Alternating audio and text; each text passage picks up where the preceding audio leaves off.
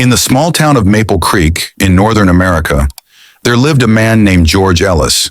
He lived a quiet and peaceful life in a wooden cabin surrounded by forest. Every morning, he would sit on his old chair, sip a cup of tea, and feel the cold dew on the grass as he watched the world wake up.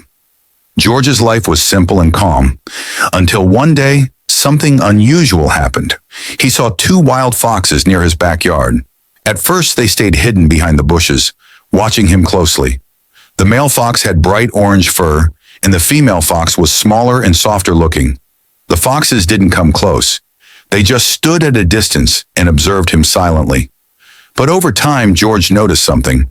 The female fox's belly looked swollen. He began to suspect that she was pregnant.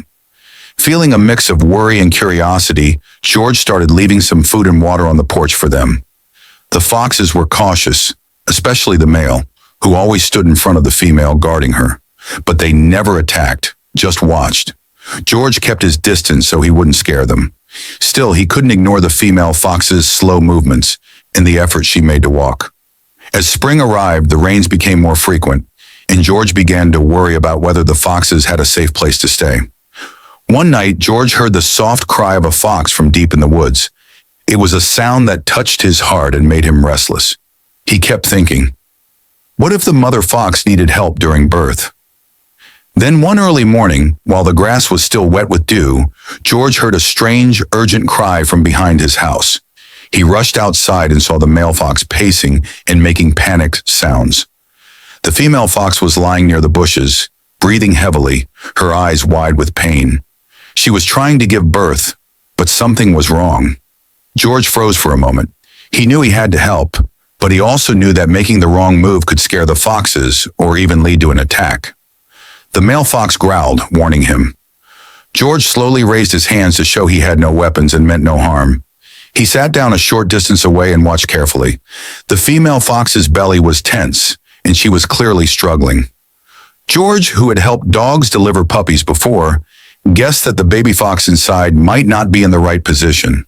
Speaking softly, George slowly moved closer. The male fox snarled but didn't attack. George gently touched the mother fox's fur and felt her strong contractions. Carefully, he used both hands to adjust her position, helping the baby inside turn. The female fox whimpered in pain, but she didn't fight him off. It was as if she understood he was trying to help. Moments later, after a final push, a tiny fox pup was born. Its fur was still wet and sticky, and it let out a small cry. George quickly wiped its face and made sure it could breathe. The male fox came closer, sniffed the baby, and then stepped back, still watchful, but no longer aggressive. But the mother fox wasn't done yet. She was still in labor. George stayed calm and kept helping her. One by one, more fox pups were born, 2, then 3, 4, and finally 5 in total. Each time, George cleaned them gently and laid them next to their mother. The pups, tiny and cold, began to cry and crawl toward her belly. Soon they started to nurse, drinking their first drops of milk. George's eyes were filled with emotion. The male fox no longer growled. Instead, he looked at George with something that seemed like silent gratitude. George got some clean water and soft meat, placing them near the mother fox. She was tired and barely able to move, but she drank a little with help from her mate. The newborn foxes lay close to her, warm and safe. The morning sun began to shine through the trees, lighting the scene with a soft golden glow. George sat nearby, exhausted but peaceful. He had just helped bring new life into the world. As the mother fox closed her eyes and rested, her head gently lying on the grass, George slowly stood up.